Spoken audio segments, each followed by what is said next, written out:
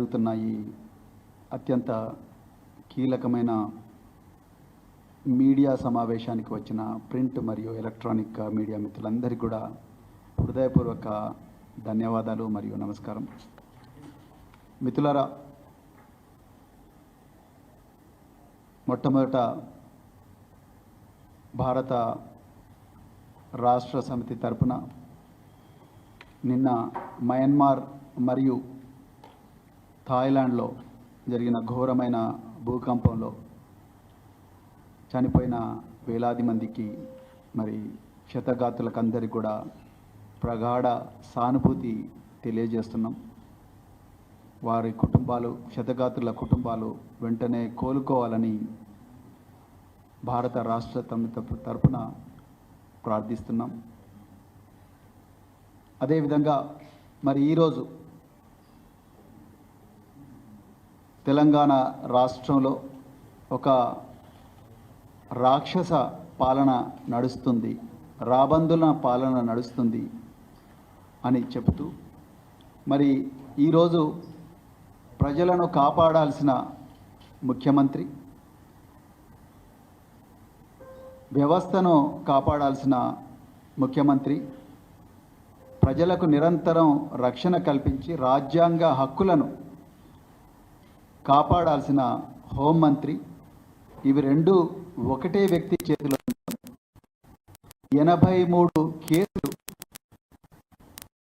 ఎదుర్కొంటున్న ఒక వ్యక్తి రేవంత్ రెడ్డి చేతిలో ఈ రెండు శాఖలు ఉండడం, దానివల్ల తెలంగాణ అనేది పూర్తిగా అయిపోయింది అన్న విషయం తెలంగాణ ప్రజలకు చెప్పడం కోసం రోజు ఈ పత్రికా సమావేశం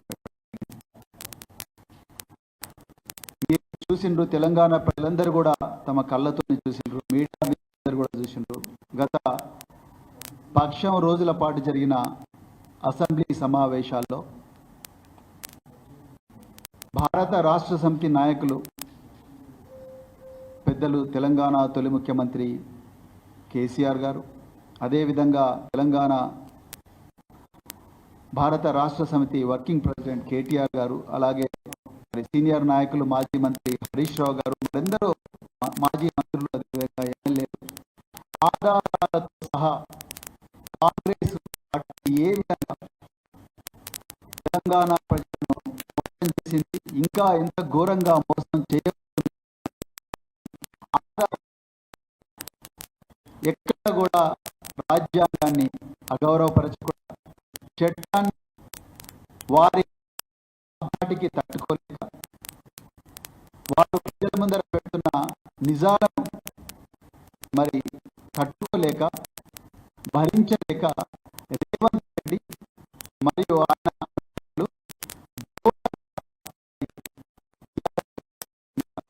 సోషల్ మీడియా మీద విపరీతమైన కేసులు పెట్టింది. ఈ విషయం ప్రజలకు తెలియాల్సిన అవసరం ఉంది. అసెంబ్లీలో భారత రాష్ట్ర సమితి నాయకులు ప్రజల పక్షాన ఉండి పోరాడుతున్న విషయాన్ని, ప్రజలకు జరిగిన అన్యాయాన్ని అసెంబ్లీ సాక్షిగా ఫ్లోర్ మీద గణాంకాలతో సహా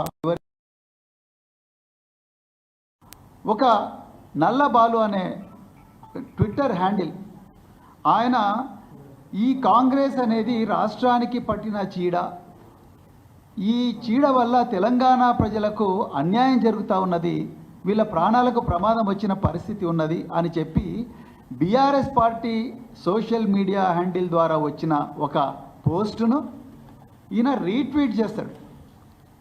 రీట్వీట్ చేస్తే ఆయన మీద కేసు పెట్టిండ్రు. సెక్షన్ 67 ఐటీ యాక్ట్ పెట్టిండ్రు. అసలు సెక్షన్ 67 ఐటీ యాక్ట్ ఎప్పుడు పెట్టాలి? ఏవైనా అశ్లీలమైన విషయాలు, మహిళలను పురుషులను అగౌరవపరిచే విషయాలు, మరి ముఖ్యంగా అశ్లీలమైన విషయాలు, it clearly talks about obscenity. Any electronic material which perpetrates obscenity, which is aimed to damage the reputation of a person with the obscene material, then 67 IT Act has to be booked. అశ్లీలమైన సభ్య సమాజం భరించలేని ఈ అశ్లీలమైన విషయాలు ఏవైతే ఉన్నాయో వాటికి సంబంధించిన section 67 IT act. ఆ సెక్షన్ 67 ఐటీ యాక్ట్ ఈరోజు బీఆర్ఎస్ నాయకుల మీద, బీఆర్ఎస్ కార్యకర్తలు ఎడాపెడే విచ్చల విడిగా పెడుతున్నారు. ఈరోజు వీళ్ళ పిచ్చి ఎంత దాకా పోయిందంటే, తెలంగాణ ప్రజలు జాగ్రత్తగా గమనించాలి. 2023లో దేశంలోనే మొట్టమొదటిసారిగా కేటీఆర్ గారి ఆలోచనల మేరకు, వారి నాయకత్వంలో తెలంగాణ సైబర్ సెక్యూరిటీ బ్యూరో అనే ఒక కొత్త ఆర్గనైజేషన్ పెట్టినారు. చాలా మార్గదర్శనంతో, గొప్ప ఆలోచనతో తెలంగాణలో ప్రజలు సురక్షితంగా ఉండాలి, తెలంగాణలో పనిచేసే కంపెనీల డేటా సురక్షితంగా ఉండాలి, తెలంగాణ ప్రజల మీద ఎలాంటి సైబర్ క్రైమ్ జరగకూడదు, తెలంగాణ ప్రజలు నిరంతరం అప్రమత్తంగా ఉండాలి, తెలంగాణ మీద ఎలాంటి పాశ్చాత్య దేశం కూడా దాడి జరపకూడదు అని చెప్పి తెలంగాణ సైబర్ సెక్యూరిటీ బ్యూరో పెట్టిండ్రు 2023లో. ఈ 2023లో పెట్టిన సైబర్ సెక్యూరిటీ బ్యూరో నా దగ్గర ఉంది, నేను క్లియర్గా ఇప్పుడు మన కళ్ళ ముందర కనిపిస్తుంది. ఈ సైబర్ సెక్యూరిటీ బ్యూరో వాళ్ళ ఎయిమ్ అండ్ ఆబ్జెక్టివ్ ఏంటి, వాళ్ళ మిషన్ ఏంటి? ఒక్కటే, ఈ తెలంగాణలో పబ్లిక్ కానీ, పబ్లిక్ ఇన్స్టిట్యూషన్స్ కానీ సైబర్ థ్రెట్స్ నుంచి కాపాడాలి. రేపు నార్త్ కొరియా నుంచో, లేకపోతే చైనా నుంచో, లేకపోతే పాకిస్తాన్ నుంచో, లేకపోతే ఇంకెక్కడో ఆఫ్రికా నుంచో మన రాష్ట్రంలో ఉండే ఐటీ కంపెనీల మీద కానీ, మన గవర్నమెంట్ మీద కానీ, national informatics centre digital infrastructure పక్కనే కూతవేటు దూరంలో ఉండే పోలీస్ కమాండ్ అండ్ కంట్రోల్ సెంటర్లోనే ఉంటుంది సైబర్ సెక్యూరిటీ బ్యూరో. ఈరోజు ఇక్కడ మనం మాట్లాడుతున్నాం, అక్కడ రేవంత్ రెడ్డి మాట్లాడుతున్నాడు.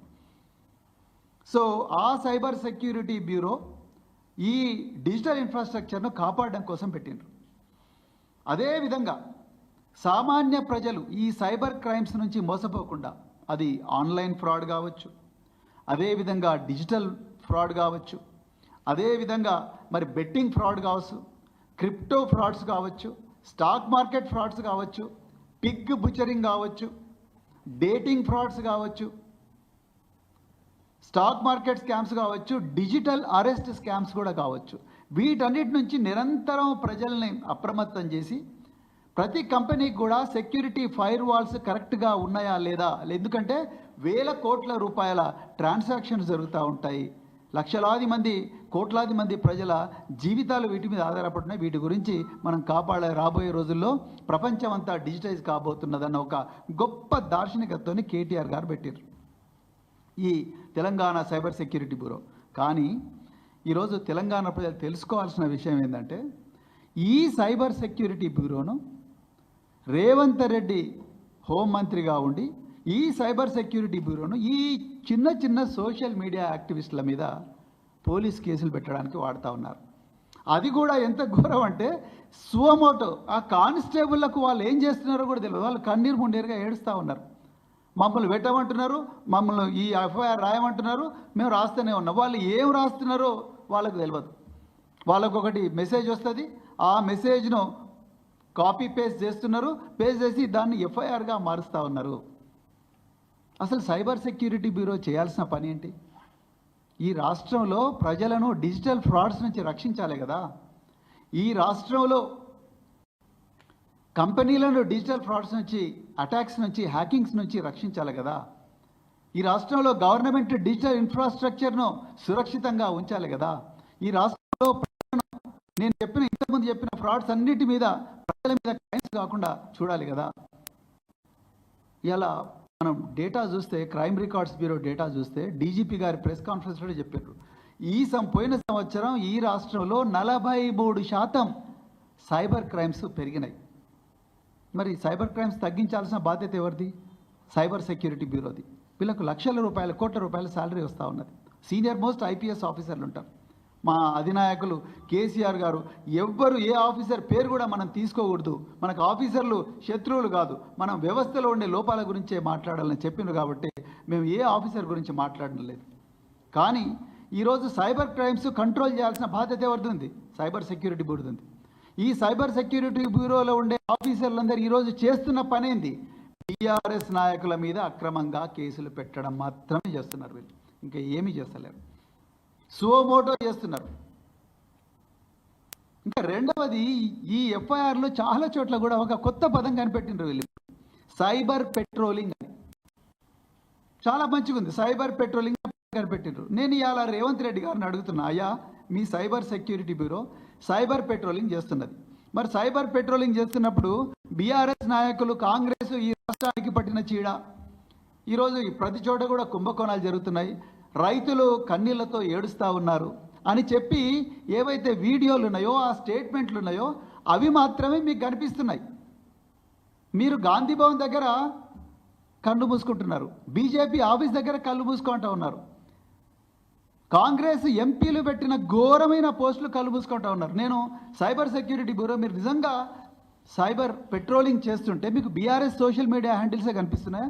ఇలా రేవంత్ రెడ్డి సైన్యం చూడండి ఎంత ఘోరంగా కేటీఆర్ గారి మీద ఘోరంగా మీమ్స్ తయారు చేసి, అదేవిధంగా కేసీఆర్ గారి మీద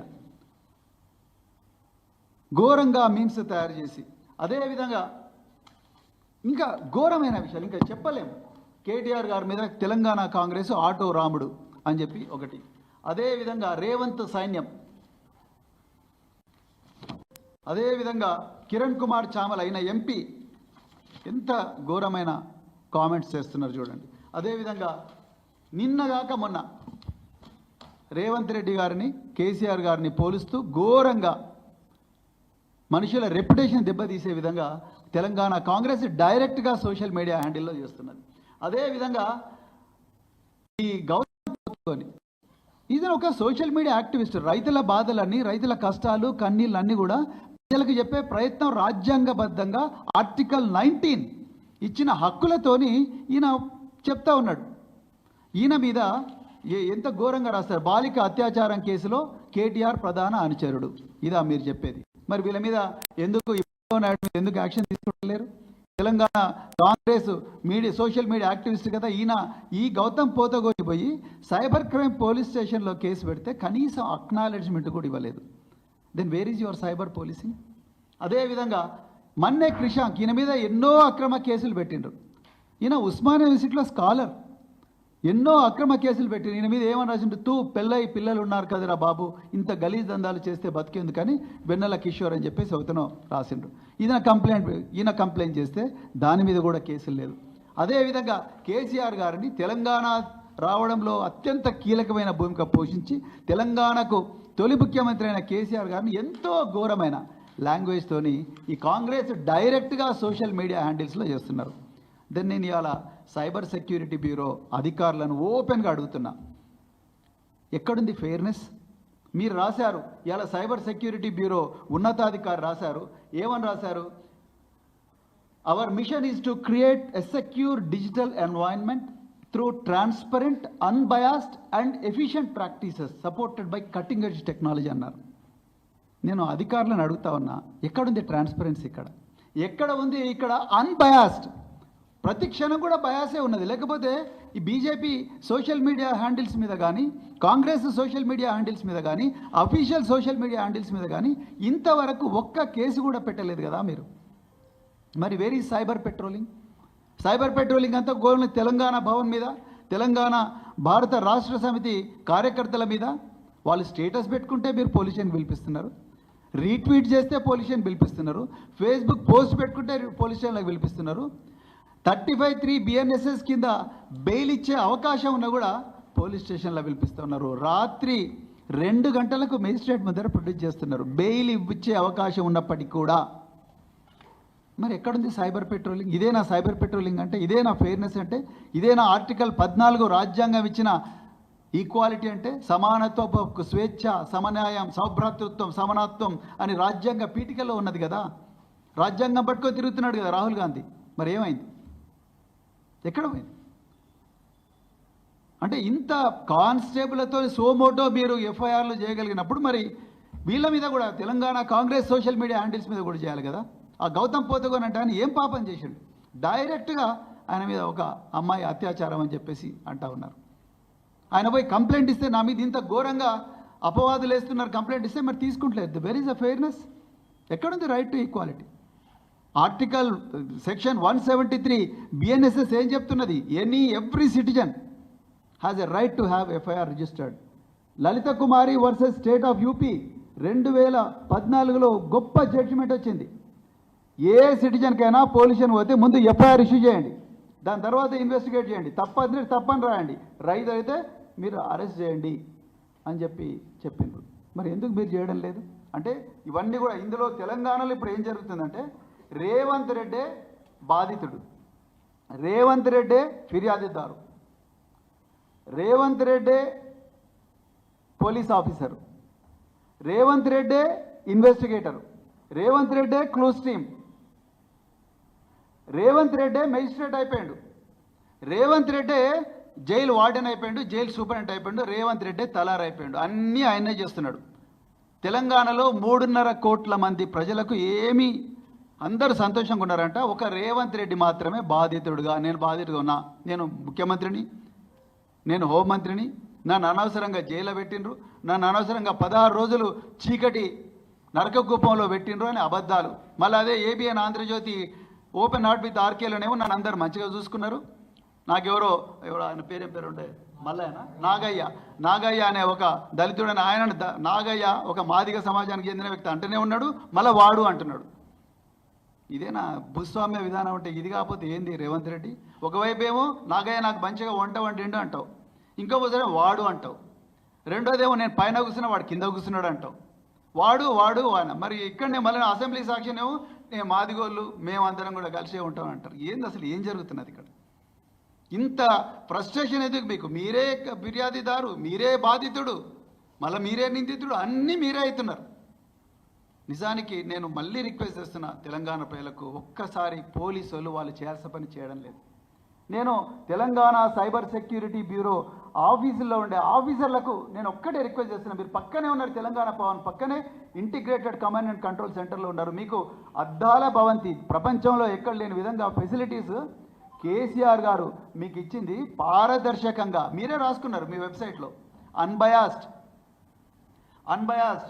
అని చెప్పి, unbiased, transparent and efficient practices అన్నారు. Please try to be unbiased, please try to be transparent, please try to be efficient in controlling corruption, in controlling digital frauds.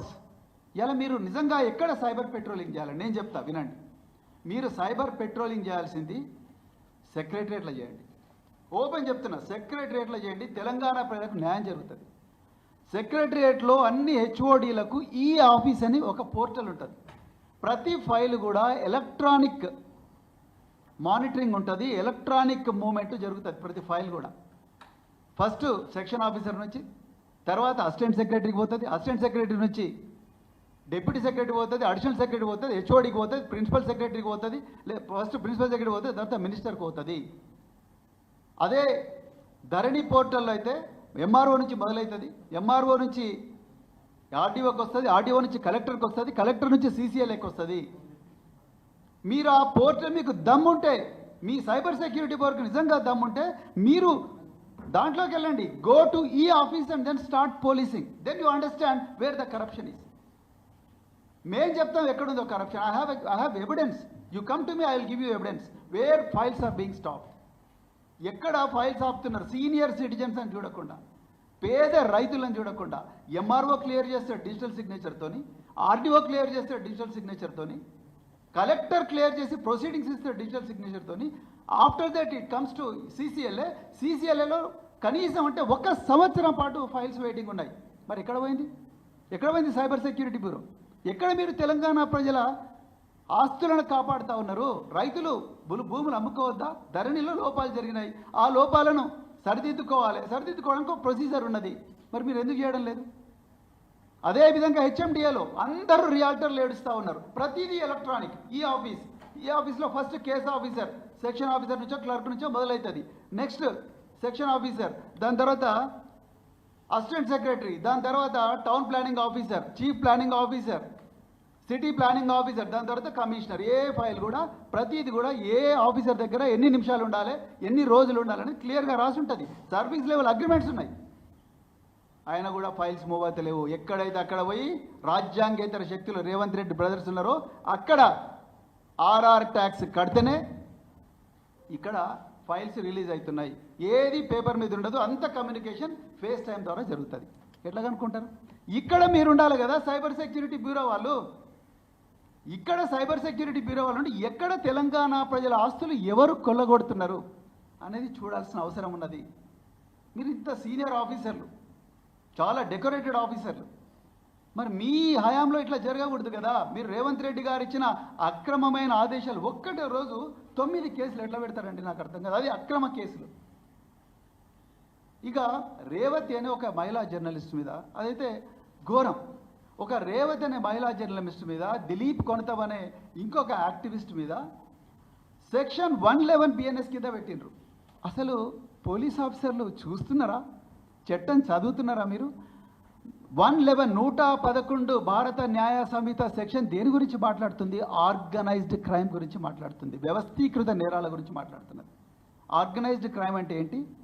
Human trafficking, మానవులను అక్రమంగా సరిహద్దులు దాటించడం, వాళ్ళని ఎక్స్ప్లాయిట్ చేయడం, కంబోడియా తీసుకుపోవడం, లేకపోతే Thailand తీసుకుపోవడం, లేకపోతే అమెరికా తీసుకుపోవడం, లాటిన్ అమెరికా తీసుకుపోవడం, వాళ్ళతో చేయరాని పనులు చేయించడం, డ్రగ్స్ స్మగ్లింగ్ చేయించడం, ఆన్లైన్ ఫ్రాడ్స్ చేయడం, అదేవిధంగా గంజాయి స్మగ్లింగ్ చేయించడం, ఇంకా చాలా అంటే కిడ్నాపింగ్ చేయించడం, రాబరీ చేయించడం, అదేవిధంగా ల్యాండ్ గ్రాబింగ్ రెగ్యులర్గా చేయించడం, అదేవిధంగా మరి వెపన్స్ చేయడం, ప్రాస్టిట్యూషన్ నడిపించడం, ర్యాన్సమ్ కోసం డబ్బుల కోసం కిడ్నాపులు చేయడం, వేధించడం, ఇవి ఆర్గనైజ్డ్ క్రైమ్. చాలా క్లియర్గా చెప్తా ఉంది సెక్షన్ బిఎన్ఎస్. కేరళలో ఈ మధ్యన జడ్జిమెంట్ వచ్చింది, కనీసం 10 సంవత్సరాల పాటు జరిగితే తప్ప ఇది ఆర్గనైజ్డ్ క్రైమ్ కిందికి రాదు. వీళ్ళ మీద మల్టిపుల్ ఎఫ్ఐఆర్స్ అయి ఉండాలి. నేను చెప్పిన నేరాలు మాత్రమే వస్తాయి. క్లియర్గా సెక్షన్ 111 చెప్పింది. కానీ మీరు రేవతి అనే ఒక జర్నలిస్ట్ మీద, దిలీప్ కొంత మీద పెట్టింది ఏంటి? సెక్షన్ 111 పెట్టిండ్రు. అసలు చదువుతున్నారా మీరు చట్టం? సోషల్ మీడియాలో ప్రజల బాధలను సోషల్ మీడియాలో పోస్ట్ చేస్తే, ఛానల్లో పోస్ట్ చేస్తే అది ఆర్గనైజ్డ్ క్రైమ్ ఎట్లా అవుతుంది? నిజానికి ఈరోజు తెలంగాణలో ఆర్గనైజ్డ్ క్రైమ్ చేస్తున్నది ఎవరు? కాంగ్రెస్ పార్టీ బీజేపీలు రెండు కలిసి ఆర్గనైజ్ క్రైమ్ చేస్తున్నాయి. ఇది వాస్తవం. ఎఫ్ఐఆర్లన్నీ కూడా గాంధీ భవన్లో మ్యానుఫ్యాక్చర్ అవుతున్నాయి. ఆర్డర్ ఏమో చీఫ్ మినిస్టర్ ఆఫీస్ నుంచి వస్తుంది. అక్కడి నుండి ఏకదమ్మున 10 మంది కోదాడ నుంచి కొడంగల్ దాకా, అలంపూర్ నుంచి ఆదిలాబాద్ దాకా పోలీస్ స్టేషన్లకు పోతారు. 2 నిమిషాల ఎఫ్ఐఆర్ ఇస్తారు. 9 గంటల 20 నిమిషాలకు కంప్లైంట్ ఇస్తే 10 గంటల 10 నిమిషాలకు ఎఫ్ఐఆర్ అయిపోతుంది. బీఆర్ఎస్ నాయకులు వందలాది కంప్లైంట్స్ ఇచ్చిండ్రు, ఒక్క కంప్లైంట్ కూడా ఇంతవరకు ఎఫ్ఐఆర్ కాలేదు. మరి ఎక్కడ పోయింది? ఎక్కడుంది ఫెయిర్నెస్? నిజంగా ఆర్గనైజ్డ్ క్రైమ్ ఇది కాదా? ఇవాళ కాంట్రాక్టర్స్ అందరు కూడా ఫైనాన్స్ డిపార్ట్మెంట్కి పోయి మాకు 20% ఇచ్చినా కూడా బిల్స్ కావడం లేదంటున్నారు. ఇది ఆర్గనైజ్డ్ క్రైమ్ కాదా? మేము ఎంతోమంది రూలింగ్ పార్టీ ఎమ్మెల్యేలతో పైరవి చేయించినా కూడా మా ఫైల్స్ క్లియర్ కావడం లేదనేది ప్రజలు అంటా ఉన్నారు. రూలింగ్ పార్టీ ఎమ్మెల్యేలు అసెంబ్లీ సాక్షిగా ఈ కొండగల్లో ఏదో వెల్మల అండ్ కొండగల్ అనేది ఒక గ్రామం ఉంటుంది, అక్కడ మరి 100 ఎకరాల భూములు కబ్జాకు గురవుతున్నాయని చెప్పడం, అది ఆర్గనైజ్ క్రైమ్ కాదా? ఇది కదా ఆర్గనైజ్ క్రైమ్. మీరు ఇక్కడ ఉండాలి. ఈ సెక్షన్ 111 పెట్టాల్సింది మీ రూలింగ్ పార్టీ మినిస్టర్ల మీద, వాళ్ళ మీద కదా పెట్టాల్సింది. మీరు ఈ జర్నలిస్టుల మీద ఎట్లా పెడతారు? నక్కరెక్కల్లో లీకేజ్ కేసులో ఒకటే కేసులో 3 ఎఫ్ఐఆర్లు కేటీఆర్ గారి మీద, మన్నె క్రిషాంక్ మీద, దిలీప్ కొంత మీద ఎట్లయితాయి? నిజానికి దానిలో ప్రధాన నిందితుడు ఎవరు? రేవంత్ రెడ్డి. ఎందుకంటే ఆయన education minister. Under his eyes, under his knows this crime has happened. ఆయన మళ్ళీ చెప్తున్నాడు రేవంత్ రెడ్డి గారు, విద్యాశాఖను కావాలనే నేను పెట్టుకున్నా అంటున్నాడు. మరి మీరు పెట్టుకున్నప్పుడు విద్యార్థులు, నేను సోషల్ వెల్ఫేర్ సెక్రటరీగా పనిచేసిన ఆ నకరేకల్ గురుకుల పాఠశాల నా హయాంలోనే ఉండింది, మా ఆధీనంలో ఉండింది. 2 అంతస్తుల బిల్డింగు, చుట్టూ కాంపౌండ్ వాల్ ఉంటుంది. ఈ కాంపౌండ్ వాల్ ఉన్న బిల్డింగ్లోకి ఈ నిందితులు ముగ్గురు పోలీసులు, 2-3 ముందరున్నారని తెలిసి వెనుక నుంచి పోయి గోడ ఎక్కి మొదటి అంతస్తుకు పోయి అమ్మాయిని భయపెట్టించి ఫోటో తీసుకుంటారంట. బయటికి పోతారంట. బయటికి పోయి జిరాక్స్ సెంటర్కి పోయి జిరాక్స్లో మొత్తం కూడా ఆన్సర్లు అన్ని రాయించుకొని వాట్సాప్లో సర్క్యులేట్ చేస్తారు. అసలు నిందితులు ఎవరు ఇక్కడ? అక్కడున్న పోలీస్ అధికారులు, అక్కడున్న నిందితులు ఎవరైతే కాంగ్రెస్ పార్టీలో అక్కడున్న ఎమ్మెల్యే వేముల వీరేశంతో తిరిగిన వ్యక్తులు వాళ్ళందరూ సోషల్ మీడియా హ్యాండిల్స్లో చాలా క్లియర్గా ఉంది. అవి ప్రజలకు చెప్పే ప్రయత్నం చేసిండు మన్నే క్రిషాంక్. ఆయన నేరస్తుడు ఎట్లయితాడండి? నేరస్తుడు కావాల్సింది అక్కడున్న డిఓ ఎంఈఓ ఆ ఎగ్జామినేషన్ సూపరింటెండెంట్ అక్కడున్న బందోబస్తున్న పోలీస్ ఆఫీసర్ కదా. మరి ఎట్లా ఆయన నేరస్తుడు ఎట్లా అవుతాడు? అదేవిధంగా సుప్రీంకోర్టు చాలా క్లియర్గా చెప్పింది, డివిజన్ బెంచ్ కూడా చెప్పింది, ఒకటే ఇష్యూలో ఒకటే ఎఫ్ఐఆర్ ఇష్యూ చేయాలి. 3 ఎఫ్ఐఆర్లు ఎట్లా ఇష్యూ చేస్తారు? 3 ఎఫ్ఐఆర్ అంటే మీకు ఏం చేయాలనో తోస్తలేదు. బీఆర్ఎస్ పార్టీ మీ తప్పులను ప్రతిరోజు కూడా ప్రజల పక్షాన నిలబడి ఎండగడతా ఉన్నది. మీరు చేసే దారుణాలను దుర్మార్గాలను ప్రజల ముందు పెడతా ఉన్నది. మీరు అవన్నీ కప్పిపుచ్చుకోవడానికి కోసం డిసెప్షన్ డైవర్షన్ పక్కదో పట్టించడం, అక్రమ కేసులు పెట్టడం, వీళ్ళందరూ ఇళ్లలకు పోయి అక్కడ చేయడం. నేను మళ్ళీ రిపీట్ చేస్తున్న, చేతులు జోడించి తెలంగాణ పోలీస్ అధికారులకు, తెలంగాణలో ఉండే అందరూ సీనియర్ ఆఫీసర్లకు, అన్ని డిపార్ట్మెంట్ సివిల్ ఆఫీసర్లకు చెప్తా ఉన్నా, దయచేసి ఈ అక్రమ ఆదేశాలు పాటించకండి. మీరు రాజ్యాంగబద్ధంగా నడుచుకోండి.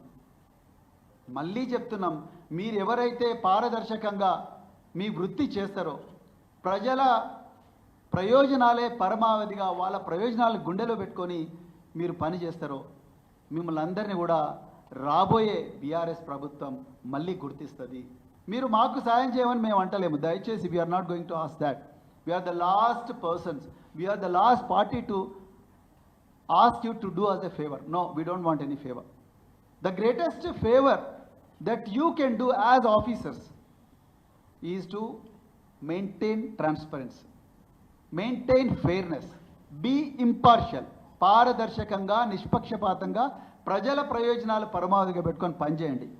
ఈ ప్రభుత్వం మిమ్మల్ని సస్పెండ్ చేయొచ్చు, ఈ ప్రభుత్వం మీ మీద అక్రమంగా ఛార్జ్ మెమోలు ఇవ్వచ్చు, ఈ ప్రభుత్వం మిమ్మల్ని జైలుకు పంపించవచ్చు కాక, కానీ జైలు కంటే గుర్తుకొచ్చింది ఆ గొర్రెల స్కామ్లో ఆ హెచ్ఓడి ఆయనకు నెక్స్ట్ డే ప్రమోషన్ వస్తుంది. పాపం గిరిజనుడు ఆయన కొడంగల్ నియోజకవర్గం రేవంత్ రెడ్డి నియోజకవర్గమే. ఏ ఉట్టి పుణ్యానికి జైల్లో 52 రోజులు వేసిండ్రు.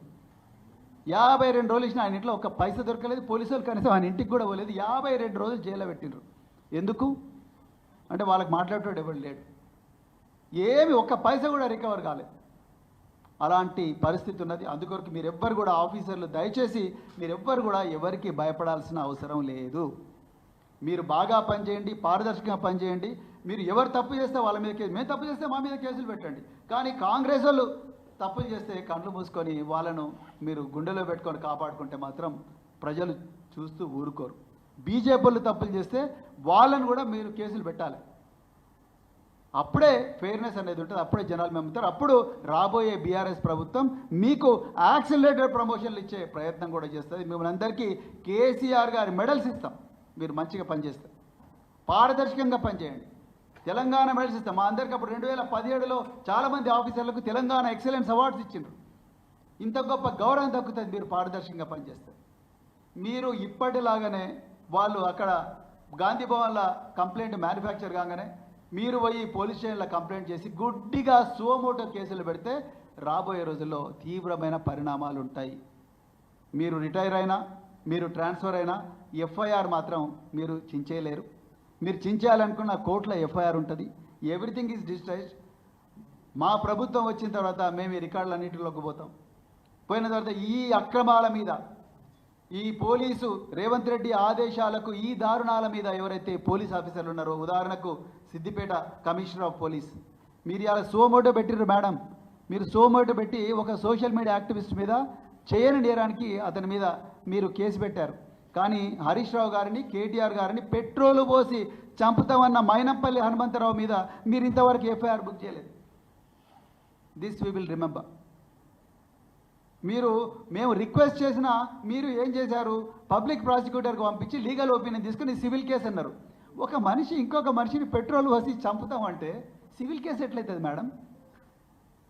డీజీపీ గారిని కూడా రిక్వెస్ట్ చేస్తున్నాం. మొన్న మా అగ్రనాయకులు, మా సీనియర్ నాయకులు హరీష్ రావు గారు 6 మంది ఎమ్మెల్యేలు కలిసి డీజీపీ గారి దగ్గరికి పోయినారు. పోయి ఈ విధంగా 35(3) BNSSలో స్టేషన్ బెయిల్ ఇవ్వాల్సి వచ్చినా ఈరోజు మాకు స్టేషన్ బెయిల్ ఇవ్వడం లేదు అని చెప్పి రిప్రజెంట్ చేసినా కూడా మాకు ఇంతవరకు యాక్షన్ లేదు. So we're going to remember all these things. రాబోయే బీఆర్ఎస్ ప్రభుత్వంలో తప్పకుండా ఒక ట్రిబ్యునల్ వేస్తాం. ట్రిబ్యునల్ వేసి ఏ అధికారులు అయితే చట్టాన్ని ఉల్లంఘించి రాజ్యాంగం ఇచ్చిన ప్రాథమిక హక్కులు article 14, article 14, article 19, article 20, article 21 జీవించే హక్కును హరించే ప్రయత్నం చేసినరో, చట్టం చెప్పకుండా చట్టాన్ని అతిక్రమించి పనిచేసినరో, రేవంత్ రెడ్డి ఆఫీస్ చెప్పిన అక్రమ ఆదేశాలను పాటిస్తూ ప్రజల జీవితాలతో ఆడుకునే ప్రయత్నం చేసినరో, ఆ ఆఫీసర్లు భారీ మూల్యం చెల్లించుకునే ప్రమాదం ఉన్నది. నేను వారి కుటుంబాలకు ప్రత్యేకించి చేతులు జోడించి నేను కోరుకుంటున్నా, మళ్ళీ మీ ఇళ్లలో చెప్పండి, దయచేసి ఈ పనులు చేయకమని చెప్పండి.